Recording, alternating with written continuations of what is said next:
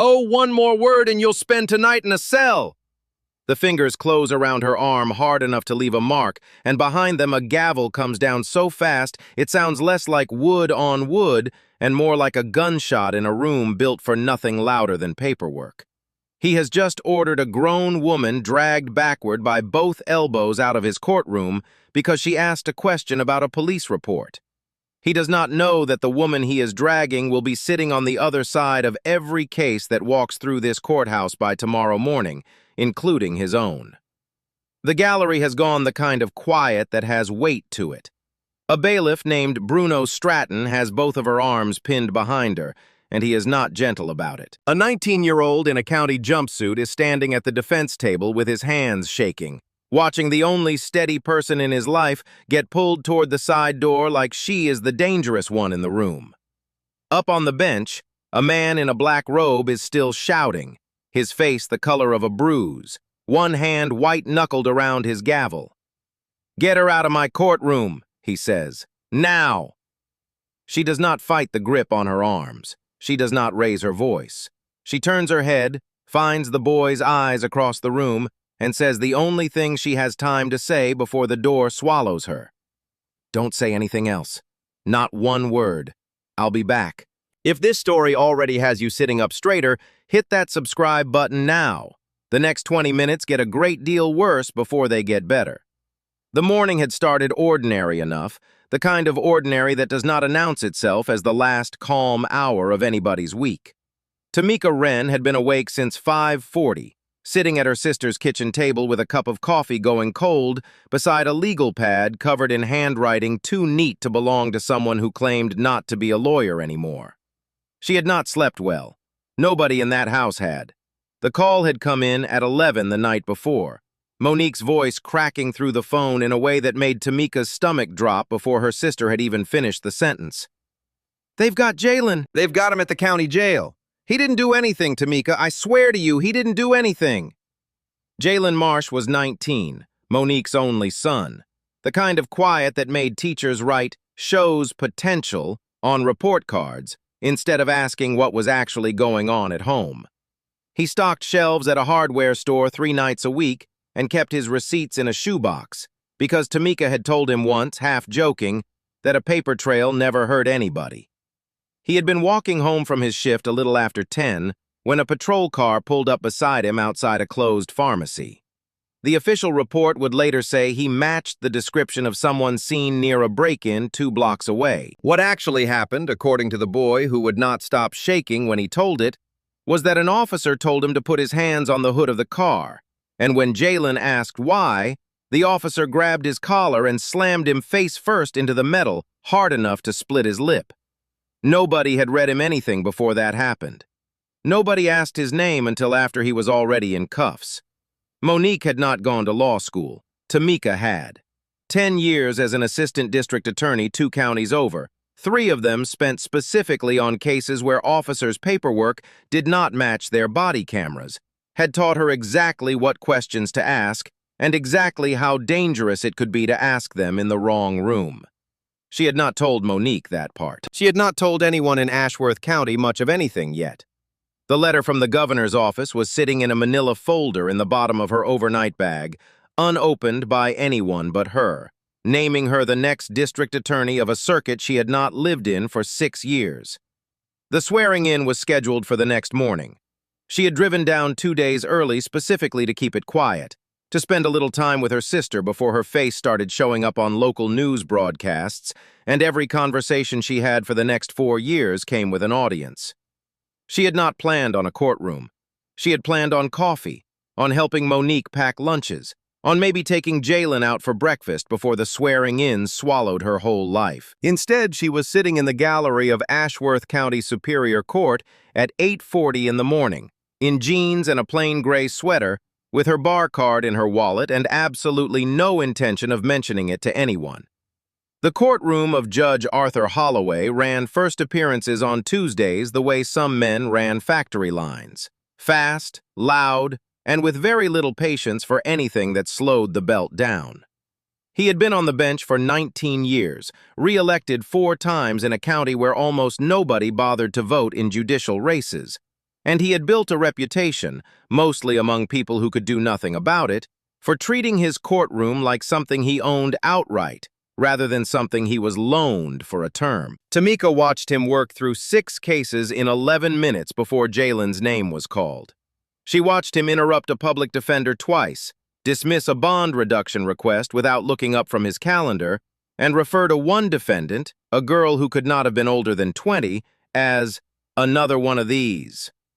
Beside her in the gallery, a woman with a small reporter's notebook, young, sharp-eyed, the kind of person who took notes on things other people stopped noticing, wrote something down and underlined it twice.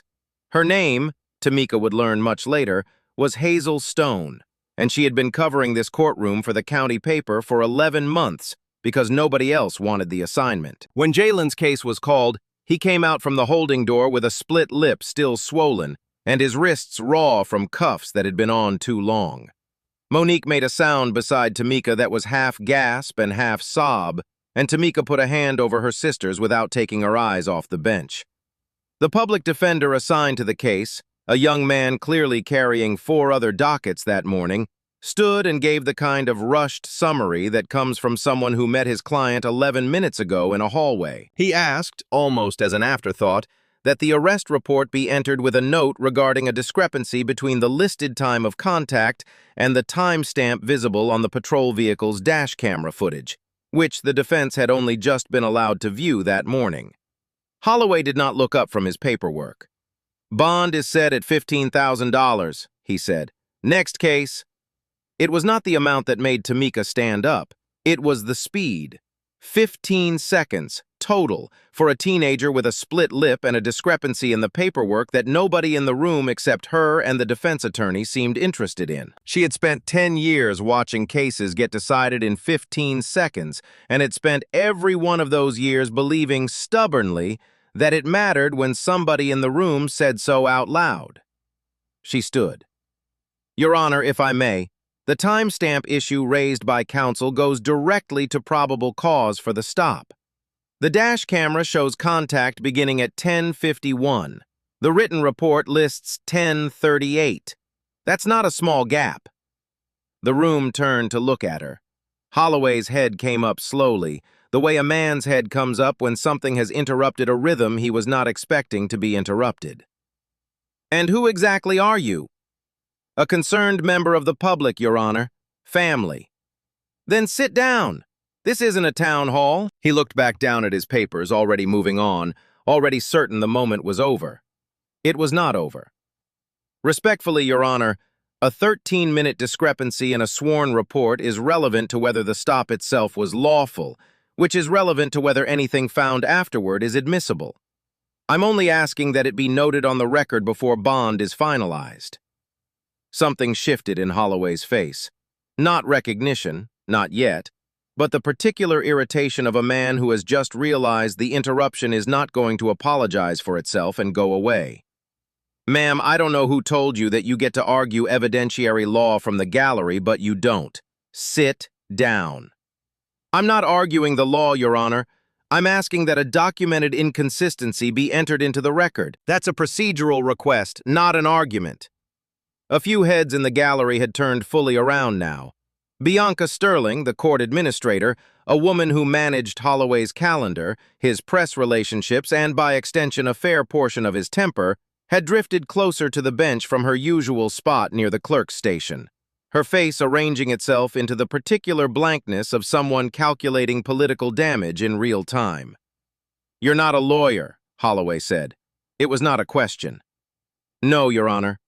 "Then you don't get a procedural request. You get a seat, and you get quiet, or you get removed." Tamika sat, not because she had run out of things to say, but because she had spent a decade learning the difference between a fight worth losing on the spot and a fight worth losing on paper, where it could be picked back up later by someone with more leverage than a woman in a gray sweater in the third row. She should have known it would not be enough to simply sit down quietly. Men like Arthur Holloway did not stop once they had decided someone needed putting in their place. They escalated, the way a fire finds more air. He set the bond order aside without signing it and looked directly at her for the first time, his eyes narrowing the way they did, witnesses would later say, whenever he believed he had identified a problem he intended to solve personally. "You people come in here," he said, "acting like you know more about the law than the people whose job it is to apply it. You don't know what this boy did before he walked into this courtroom. You don't know his record. You just decided because he's family that whatever happened to him must have been somebody else's fault." "I know what's in the report, Your Honor. That's all I've referenced." "What I know," Holloway said, his voice climbing now, finding an audience and liking the sound of itself in front of it, "is that every time we try to hold someone accountable in this county, somebody shows up in my gallery acting like the system is the enemy. You want to stand with the criminals in my courtroom? Fine. Stand with them on your way out." The room went very still. Even Bianca Sterling's careful blankness cracked for half a second. "I'm not standing with anyone, Your Honor. I'm standing for an accurate record." "You're in contempt." He said it the way other men said checkmate, like the word itself was a door slamming. "Bailiff." Bruno Stratton had been waiting for this, the way some men wait their whole careers for permission to be useful in exactly this manner. He crossed the courtroom floor in 6 long strides and had both of Tamika's arms before she had finished rising from the bench, his grip closing far harder than the situation called for, hard enough that she felt her shoulder pull wrong as he hauled her upright. "Contempt under 1514 requires misbehavior obstructing the proceedings," she said evenly, not raising her voice, even as the deputy's fingers dug deeper into her arm. "Asking a question about a discrepancy in a sworn report isn't on that list." 20 days, Holloway said, banging the gavel down again for emphasis. "Maybe that'll teach you to respect this courtroom." Jaylen lunged half a step forward from the defense table, his voice cracking, "Aunt Tamika!"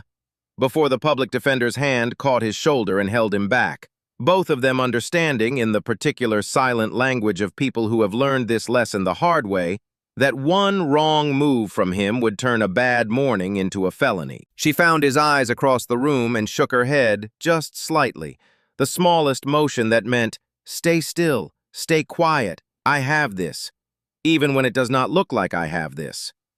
Stratton walked her out with his hand clamped around her upper arm the entire way, his fingers leaving marks that would still be visible the next morning, his shoulder shoving into hers hard enough at the doorway that she had to catch herself against the frame to keep from stumbling. Behind her, she heard Edwin Pratt, the senior assistant district attorney handling the morning calendar, mutter something to the clerk about people who don't understand how a courtroom works, not bothering to lower his voice, not bothering, in his hurry to side with the bench, to find out who exactly he was talking about. The holding area smelled like bleach and old coffee.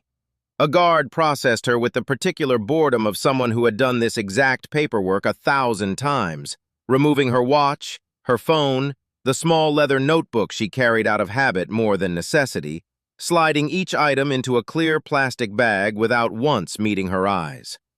Doris Cobb, the court clerk responsible for the day's audio log, passed through the back hallway twice in the span of 10 minutes, each time pausing at the recording equipment station a beat longer than the routine required, her expression unreadable to anyone who was not specifically looking for it.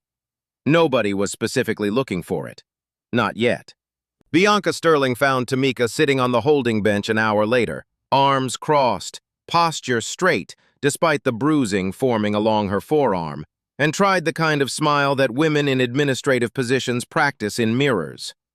"Judge Holloway has a lot of pressure on him," Sterling said, as though that explained anything. "Bad week for the docket. I'm sure once you cool off, we can talk about getting this reduced." "I'm not interested in it being reduced," Tamika said. "I'm interested in it being correct." Sterling's smile thinned at the edges. "You should think carefully about how you talk to people in this building. Word travels fast in a county this size." "It usually does," Tamika said, and said nothing else, and Sterling left without quite understanding why the silence that followed felt like surrender, then like something closing, quietly, the way a door closes when someone has decided exactly what they intend to do with what is on the other side of it. By the time Monique was allowed 5 minutes at the holding window, her eyes were swollen from crying in the parking lot, and she pressed both hands flat against the glass like she could push it down by sheer will. "I'm calling everybody," Monique said. "I'm calling the newspaper. I'm calling—" "You don't need to call anybody," Tamika said quietly. "Go home. Get some rest. I need you to make one call for me, though, and only one. There's a number in my phone under Capitol Office. Tell whoever answers that the swearing in needs to happen exactly as scheduled. Tell them I said it's more important now than it was yesterday." Monique stared at her. "What does that mean? Tamika, what is happening?" "It means tomorrow is going to look very different than today," Tamika said. And that was all she would say, because some things were better delivered in person. In a robe room nobody in this courthouse had any reason to expect her standing in front of a man who had just spent the morning deciding exactly what kind of woman he believed her to be. She did not know yet that Doris Cobb had quietly clipped 4 minutes out of the courtroom's audio file before the end of the lunch recess, replacing the section where Holloway's voice climbed loudest with a stretch of careful silence, on instructions she had received by text message from a number she had saved only as BS.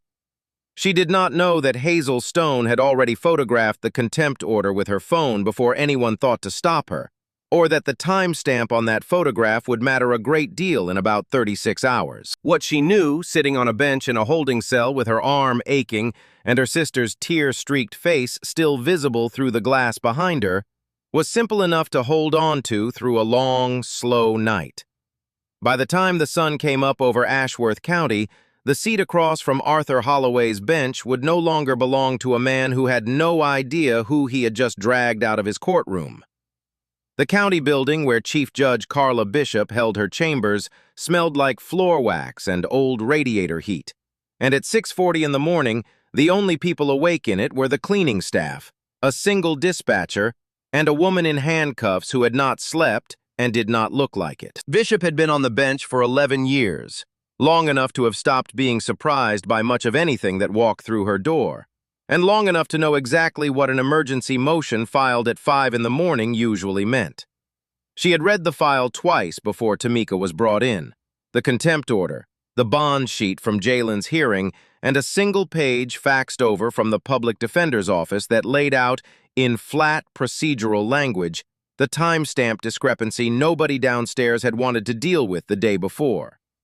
"Sit," Bishop said, not unkindly, gesturing at the chair across from her desk once the deputy had removed the cuffs. "I've read the order. I want to hear it from you before I decide anything." Tamika sat. Her shoulder was still stiff from where Stratton had pulled it the day before, but she kept her hands folded and her voice even, the way she had trained herself to do a decade earlier in rooms exactly like this one. "Your Honor, I raised a procedural objection about a 13-minute discrepancy between a sworn report and dash camera footage. I didn't raise my voice. I didn't approach the bench. I didn't refuse an order. Under 1514, contempt requires misbehavior that obstructs the administration of justice. Asking that a documented inconsistency be entered into the record doesn't meet that standard, and the order doesn't identify what conduct allegedly did." Bishop studied her for a long moment. "You know the statute by section number." "I used to practice criminal law." "Used to?" "I still do, technically, just not in this county. Not yet." Something in the way she said it made Bishop set down her pen. She did not ask the obvious question. Chief judges who had survived 11 years on a bench learned not to ask questions they were fairly sure they already understood the shape of, especially at 6:40 in the morning with a swearing-in scheduled for 9. "I'm vacating the contempt order," Bishop said.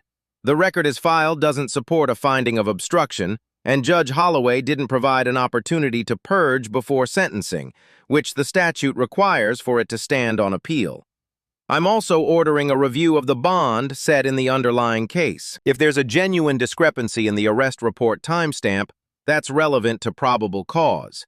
And I don't want a teenager sitting in county lockup over a number nobody bothered to double-check." She paused. "Go home. Get some rest. Whatever you've got scheduled this morning, I'd suggest you make it." "Thank you, Your Honor." "Don't thank me," Bishop said. "I read a calendar this morning before I read your motion. I know exactly what's scheduled at 9. By the time Tamika walked out of the courthouse's side entrance into a gray, humid morning, Jaylen had already been released on his own recognizance, pending the corrected bond hearing, his split lip beginning to scab over, his hands no longer shaking the way they had been the day before. Monique met them both at the curb and held on to her son so tightly that he had to remind her, laughing for the first time in 2 days, that he could not breathe. "You're not going to tell me what's happening at 9 o'clock, Monique said, watching her sister check her phone for the 3rd time in 2 minutes. "I'm going to be late if I don't go change," Tamika said, which was not a no. Hazel Stone had not slept either, though for entirely different reasons. She had spent most of the previous night at her desk at the county paper, a stack of printed dash camera stills spread out beside her laptop, comparing the timestamp burned into the corner of the footage against the written arrest report line by line. The math did not work. It had not worked the first 3 times she ran it, and it still did not work on the 4th. 10:51 on the video, 10:38 on the page. 13 minutes that existed nowhere except in whatever had happened between the moment Jaylen Marsh was actually stopped and the moment someone decided to write it down. She filed her request under the Georgia Open Records Act a little after midnight, citing OCGA Section 501871, which required the sheriff's office and the clerk of court to respond within 3 business days. She asked for the original courtroom audio log from the previous morning's docket, the metadata associated with its file, and any internal correspondence referencing the contempt proceeding against the woman identified in the order only as unknown female public gallery. She did not expect an answer that fast. She got one anyway, just not from the office she had asked. The call came in at 7 that morning, a number she did not recognize, a voice that introduced itself simply as Cyrus Bell, an investigator with the state's Judicial Qualifications Commission. "Ms. Stone, I understand you filed a records request last night regarding a contempt order out of Ashworth County Superior Court." "I did. Is there a problem with it?" "No problem. I'd like to ask you not to publish anything yet, and I want to be straightforward about why. We've had 3 prior complaints involving that courtroom over the past 2 years. None of them generated enough documentation to move forward. Yours might be the first one that does." A pause.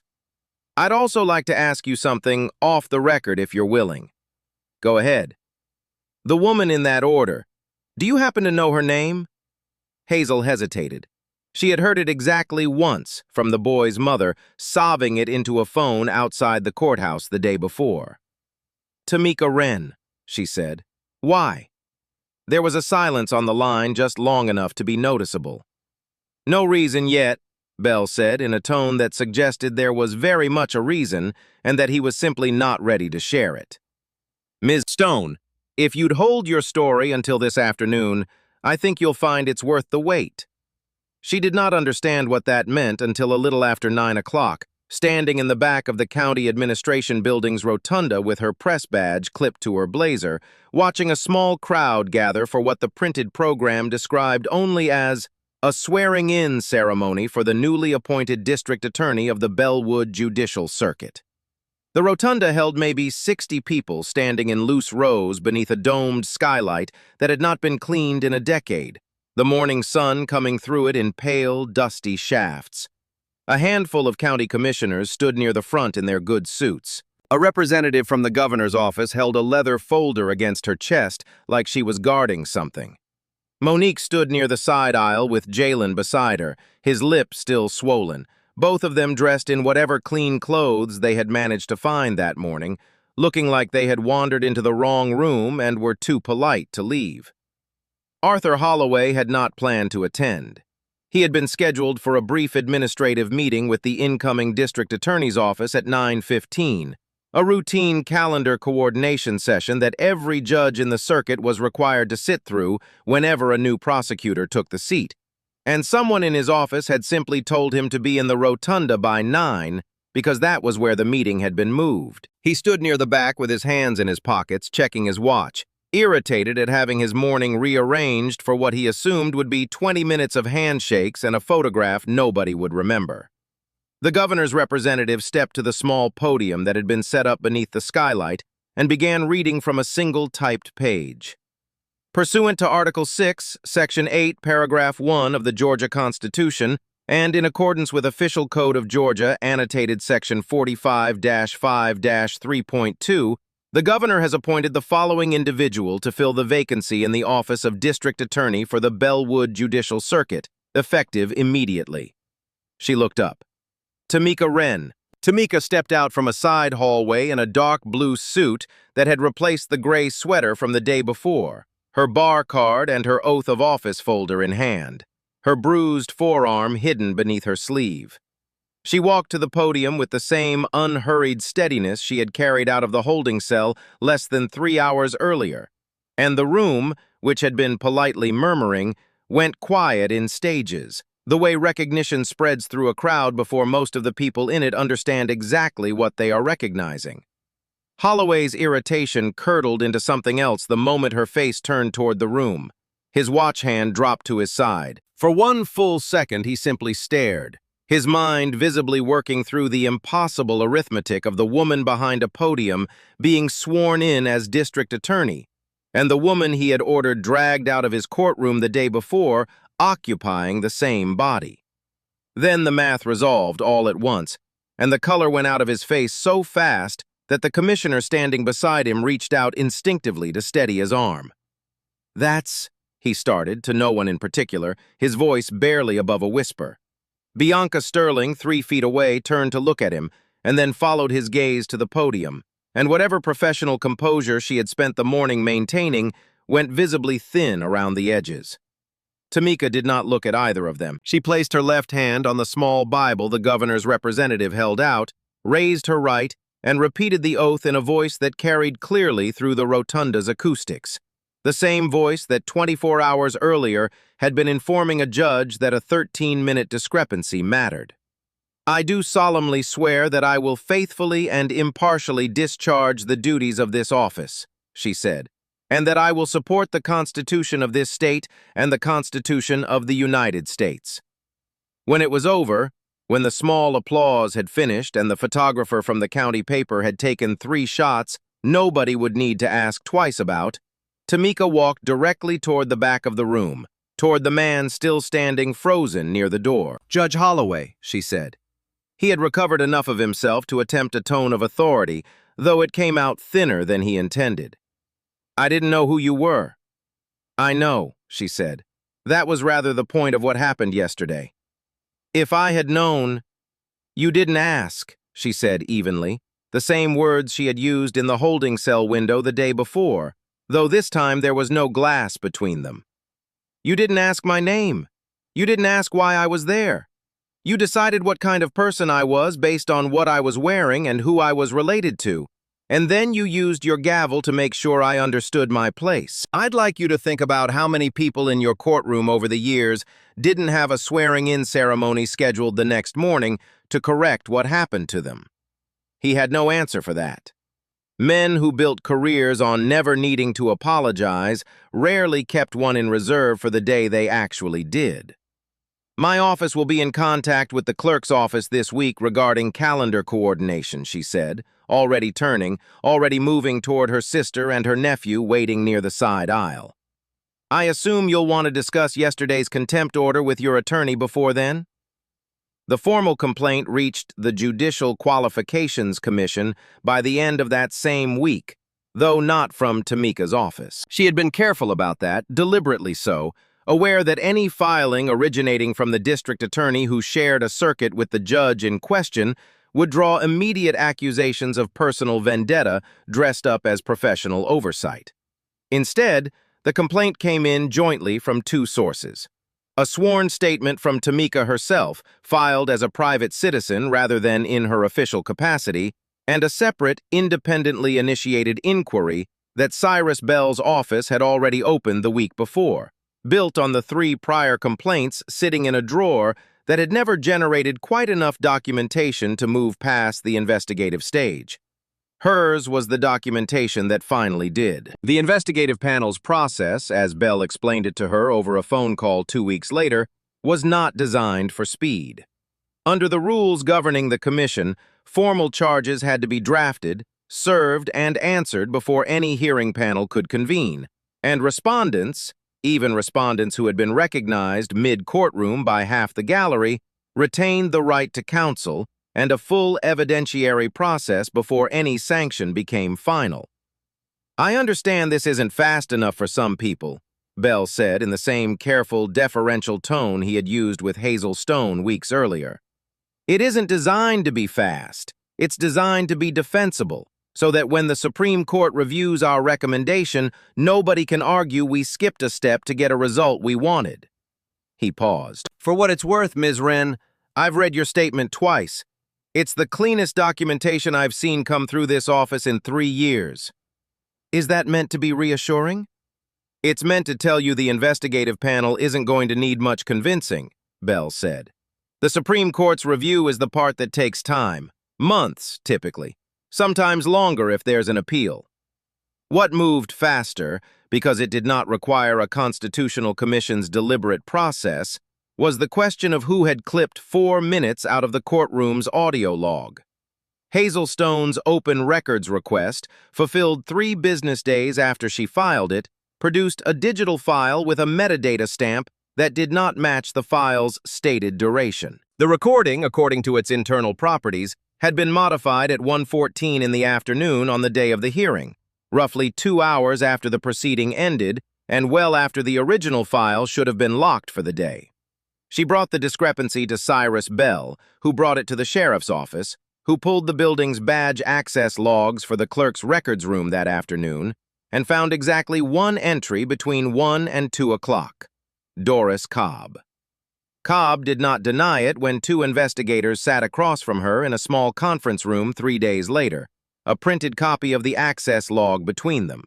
She had worked in that clerk's office for 11 years. She had a daughter finishing a nursing program 2 semesters from now, a tuition bill that did not care about anyone's conscience, and a text message, still sitting unread in her phone's archive folder, that had arrived the morning of the hearing from a contact saved only as the initials B.S.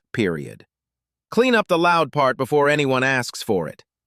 "I didn't write false evidence," she said quietly, her hands flat on the table in front of her, the posture of someone who had decided, somewhere on the drive over, that honesty was the only thing she had left to offer in exchange for whatever was coming.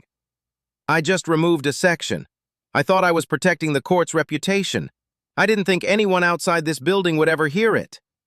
Under OCGA Section 16-10-94, the investigator said, not unkindly, altering evidence connected to a judicial proceeding is a crime, regardless of whether you believed your reasons were good ones. "Who is B.S.? The other investigator asked. Cobb's eyes flicked toward the door, toward the hallway beyond it where Bianca Sterling's office sat 2 floors up, and then back down to the table. "I don't know for certain," she said. "I have an idea. I'd rather you find out than have me say a name I'm not completely sure about."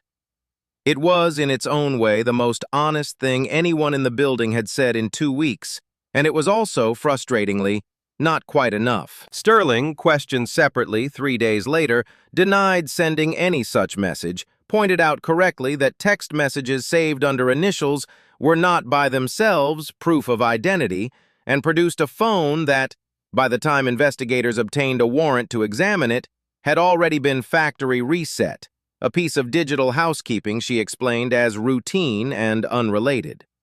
The chain stopped exactly 1 link short of certainty, the kind of gap that prosecutors learned to live with and never quite stopped being bothered by. By late autumn, the shape of what would actually happen to everyone involved had settled into something far less satisfying than the moment in the rotunda had promised, which was, Tamika had told herself more than once over the preceding weeks, exactly how these things tended to go.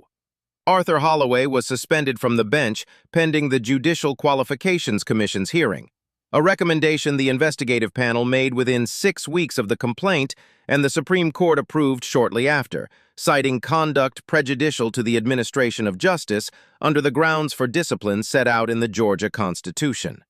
He was not removed. Removal required a full hearing panel finding and a separate Supreme Court order, a process that would not conclude, by every estimate Tamika received, for the better part of a year. He kept his pension accruing. He kept his title, suspended rather than stripped.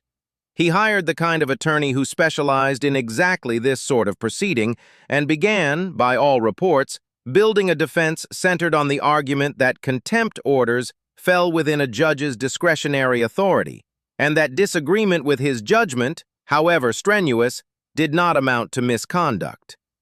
Bruno Stratton was placed on administrative leave by the Sheriff's Department pending an internal review of use of force documentation from the arrest itself. The bruising on Tamika's forearm, photographed the morning after by a nurse at the courthouse's request, became part of that review. He was not charged with anything. The department's policy, like most departments' policies, treated documented but non-lethal excessive force as a personnel matter rather than a criminal one, at least on a first offense. And Stratton's file, it turned out, did not yet have a second one on record, though it would now have a flag attached for any future complaint to be reviewed in light of this one. Bianca Sterling resigned from her administrative position 3 weeks after the swearing-in. A resignation the county described in its press release as voluntary and unrelated to any ongoing investigation, language that satisfied no one who had been paying attention, but technically left no door open for anyone to prove otherwise. She was never charged in connection with the tampered recording. The text message remained attributed only to initials that matched her name and nothing more. Doris Cobb pleaded to a single misdemeanor count under Section 16-1094, given the underlying proceedings classification, and received 12 months of probation, along with a requirement that she complete community service hours at the county law library, an outcome that struck almost everyone who heard about it as too small for what she had done and exactly proportionate to what could actually be proven. Edwin Pratt kept his position as senior assistant district attorney, though under considerably closer supervision than he had grown accustomed to. His calendar now reviewed weekly by an office that had once been a stranger to him and was now, awkwardly, his direct superior. He apologized to Tamika exactly once, in a hallway, in a tone that suggested he had rehearsed it and still found the words difficult to say out loud. And she accepted it the way she accepted most things now, without theater, and without forgetting it.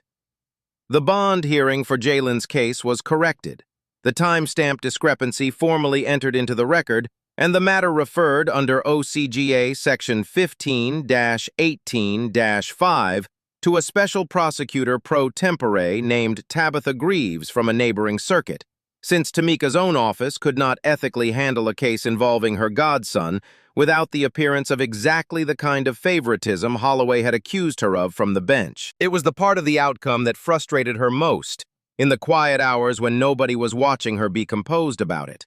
That becoming the one person in the building with the authority to fix things also meant she was the one person legally barred from fixing this particular thing herself. Greaves was thorough, professional, and slow, the way the system required her to be, and 3 months later the underlying charge against Jaylen was reduced to a lesser count with a recommendation for pre-trial diversion, the kind of outcome that read on paper like a quiet vindication and felt, to the people living it, like relief mixed with something that never quite finished healing. "It's not the same as it being over," Jaylen said one evening, sitting at Monique's kitchen table with the shoebox of receipts he still kept out of habit, though there was considerably less need for it now. "Is it?" "No," Tamika said. "It's not the same as over. It's the part where things get correct instead of fixed. There's a difference." He thought about that for a while. "Which one matters more?" "Depends which day you ask me," she said, and meant it. 2 months after the swearing-in, the Georgia Attorney General's office opened a broader civil rights review of bond-setting patterns across the Bellwood Judicial Circuit, prompted in part by Hazel Stone's published reporting and in part by a quiet referral from Cyrus Bell's commission, examining whether the speed and severity of bond decisions in Holloway's courtroom over the preceding 5 years had disproportionately affected black defendants compared to similarly situated white ones. The review was, by its own published timeline, expected to take the better part of 18 months. Nobody involved expected it to move faster than that, and nobody by that point was surprised. What never fully resolved was the question Doris Cobb had been too uncertain to answer outright. Whose instruction had actually traveled down the chain to her phone before it traveled conveniently into a factory reset? The initials matched one name. The proof matched no one. Tamika kept a single line about it in a private file in her office, not because she expected it to close on its own, but because she had learned, a long time before any of this happened, that the cases worth holding on to were rarely the ones that resolved cleanly. Somewhere in the county, on a phone or a server or in someone's careful memory, 4 minutes of a man's voice still existed exactly as he had spoken it, unedited, waiting for the day someone found a way to prove who had decided it should disappear. By the following spring, Arthur Holloway had still not been removed from anything except the bench he could no longer sit behind, and he had made very good use of the time the process gave him.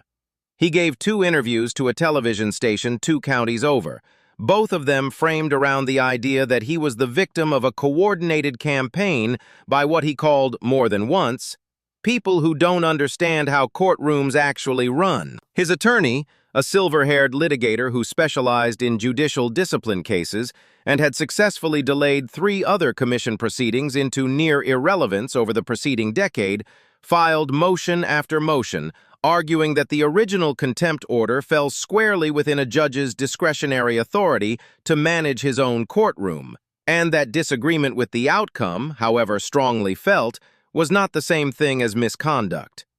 The hearing panel set a date for the formal hearing 8 months out, which everyone involved understood to be fast by the standards of judicial discipline cases and excruciatingly slow by the standards of everyone who was not a lawyer. Tamika read the filings the way she read everything now, with a yellow legal pad beside her keyboard and a habit of underlining the sentences that mattered and ignoring the ones designed to look like they did.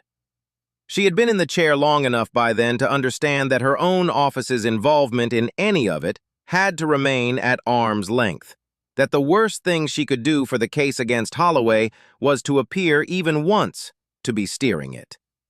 She kept that distance carefully. It did not stop her from noticing things. What she noticed in the second month of spring was a pattern in the civil rights review the Attorney General's office had opened the previous autumn.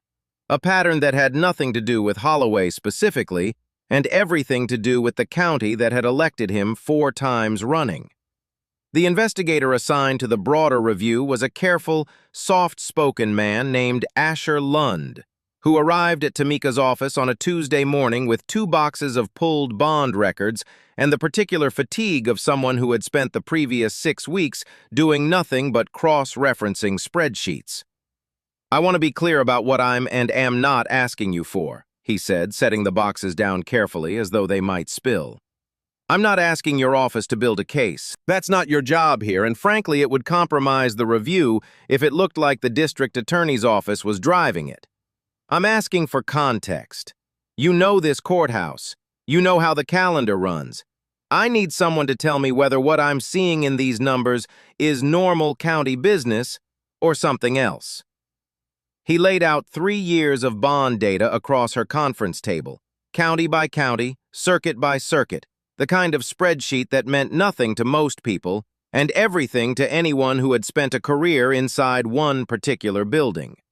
Bond amounts in Ashworth County ran, on average, 60% higher than comparable circuits for similar charges. The gap widened specifically for defendants represented by overworked public defenders rather than retained counsel. It widened further still for cases that moved through the courthouse during the final 2 weeks before election filing deadlines, a detail that took Lund 3 separate passes through the data before he trusted himself to see it. "High bonds during filing season," Tamika said slowly, looking at the chart he had built. "That's not an accident of scheduling." "No," Lund said. "I don't think it is. I think it's a courthouse that runs faster and harder right before election cycles, because higher bonds mean a busier docket for the bail bond companies, and busier bail bond companies mean larger campaign contributions, and larger campaign contributions mean a judge who keeps winning by margins nobody bothers to scrutinize. Which bail bond companies? Lund turned to the second box and pulled out a folder, sliding it across the table.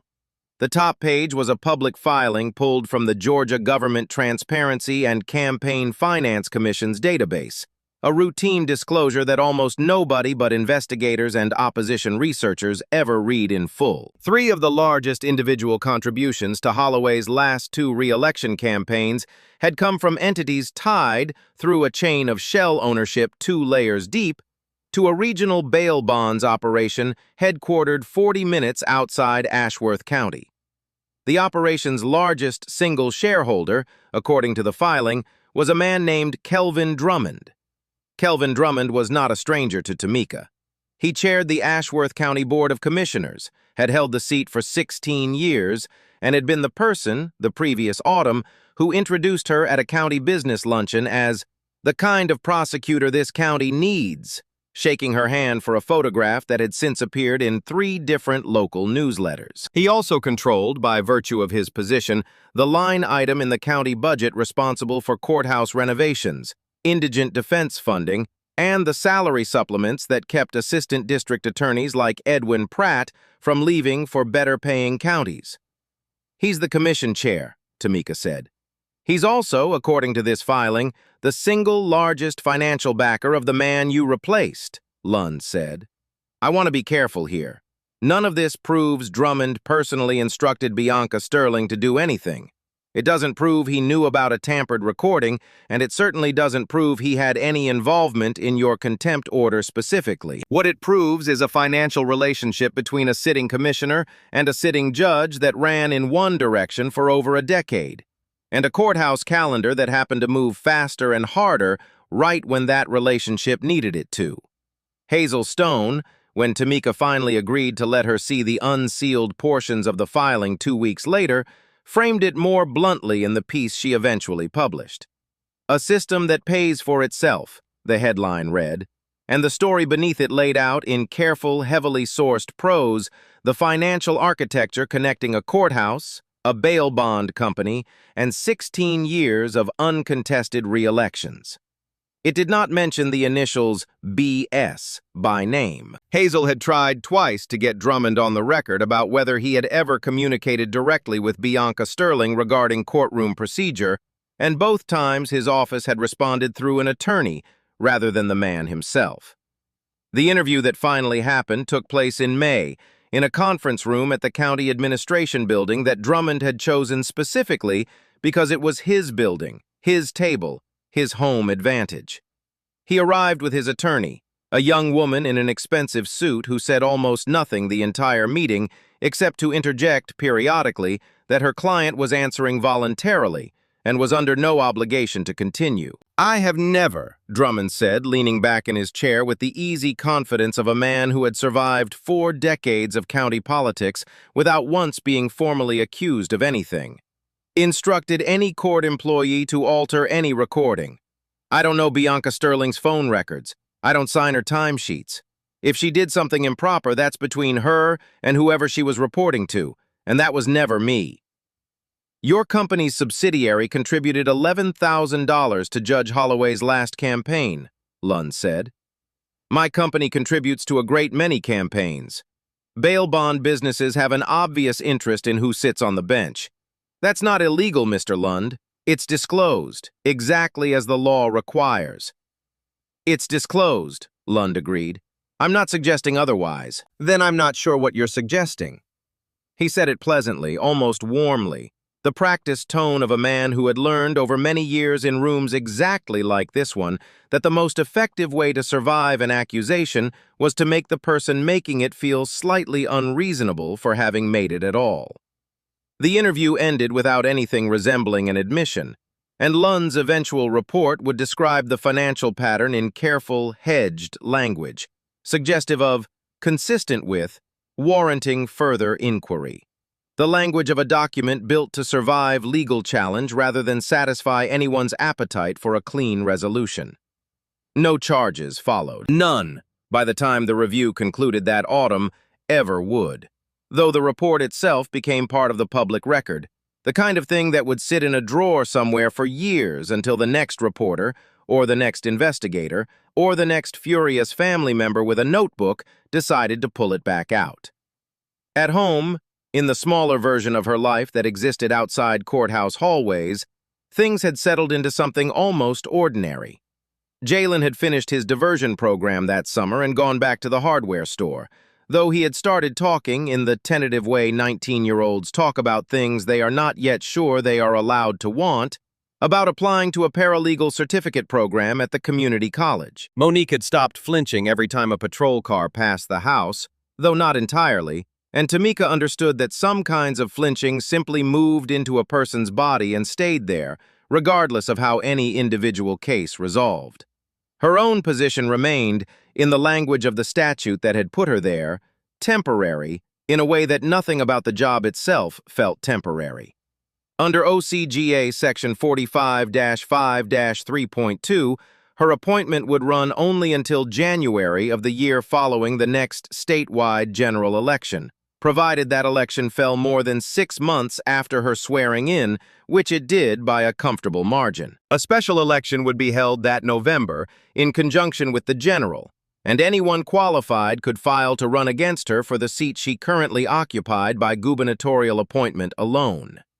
She had assumed, when she first read the provision the morning after her swearing in, that this was simply the mechanism by which the system checked itself, however slowly. By midsummer, she had heard, through channels reliable enough to take seriously, that Kelvin Drummond had begun making calls on behalf of a primary challenger, a former assistant district attorney from a neighboring circuit whose chief qualification, as far as Tamika could determine, was a willingness to describe the entire Holloway investigation in carefully worded campaign language as a personal matter that had been allowed to consume an entire office's priorities. She did not let it change how she ran the office. She told herself that often enough that it was mostly true. It was a Thursday evening in early autumn, the office mostly emptied out, when the package arrived. No return address. A padded envelope, postmarked from a town 40 minutes outside the county that meant nothing to her, addressed by hand in block letters to District Attorney Wren, personal. Inside, wrapped in a single sheet of blank paper, was a small flash drive and nothing else. No note, no name, no explanation of who had sent it or why, or how they had known which floor of which building to send it to. She sat with it on her desk for a long while before she plugged it in, the office quiet enough by then that she could hear the building's old radiator clicking somewhere down the hall. The same sound that had been running through Carla Bishop's chambers the morning this whole story had nearly ended differently than it did. The drive contained a single audio file, no metadata attached beyond a creation date that placed it almost exactly 1 year earlier. The same week as the contempt order, the same week as the swearing in, the same week a clerk named Doris Cobb had clipped 4 minutes out of a recording on instructions from someone whose name had never quite surfaced past a set of initials. The file was 4 minutes and 11 seconds long. She had not pressed play yet. Her finger hovered over the trackpad, the cursor sitting still over the small triangle that would start it, and somewhere in the part of her mind that had spent a decade learning exactly how much weight a single recording could carry into a courtroom, she understood that whatever was on it, whoever had finally decided after a year of silence that it was worth the risk of mailing it to her personally rather than to Cyrus Bell's office or the Attorney General's review, was not going to make this simple. It was going to make it longer. It always did. She pressed play anyway, and the office stayed quiet, and outside the window the last of the daylight went thin and orange over a county that was not finished yet with anything that had started in that courtroom a year before, and would not be finished with it for a good while longer. Arthur Holloway never went to prison. He was suspended from the bench, not removed, his pension still incurring while a commission hearing crawled toward a date 8 months out. Bianca Sterling resigned quietly, never charged. Doris Cobb took a misdemeanor plea and 12 months of probation for erasing 4 minutes that nearly buried the truth for good. But here is what should stay with you longer than any of those outcomes. Tamika Wren should never have needed a governor's appointment letter for a judge to treat her like a human being. The discrepancy she pointed out was real before anyone knew her title. Her dignity was not something a swearing-in ceremony created. It was something a courtroom decided, in front of witnesses, that she did not deserve until proven otherwise. So ask yourself, what happens to the woman in that gallery who never gets handed a badge the next morning? Who has no commission, no headline, no flash drive arriving a year later? She exists, in a courtroom near you, right now. Tell me in the comments, where do you draw the line between justice delayed and justice denied? If this one moved you, like it, share it, subscribe, and hit that bell. Every story on this channel is about one thing: the moment truth finally catches up. And it always does.